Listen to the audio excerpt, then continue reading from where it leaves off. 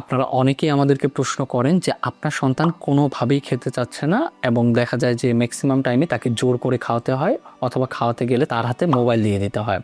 তো আমরা আমাদের আজকের এই ভিডিওতে জানবো যে এই সমস্যাটি আসলে কেন হয় এবং কিভাবে আমরা এটির সমাধান করতে পারি।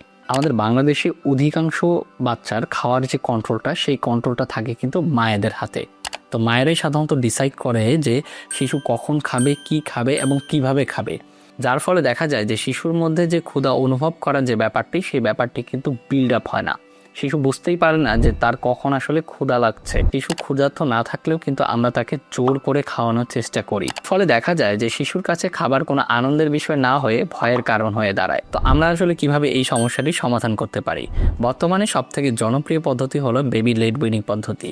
এই পদ্ধতির মাধ্যমে কিন্তু আমরা আমাদের সন্তানকে খুব সুন্দর করে ইজিলি খাওয়ার প্রতি আগ্রহী করে তুলতে পারি এবং এই সম্পর্কিত একটি ডিটেল পিডিএফ আমি আমার এই ভিডিওর কমেন্ট বক্সে শেয়ার করেছি। আপনি কিন্তু এই পিডিএফ ফাইলটি ডাউনলোড করে আপনার সন্তানের ক্ষেত্রে এই baby led weaning technique apply করে দেখতে পারেন। ধন্যবাদ।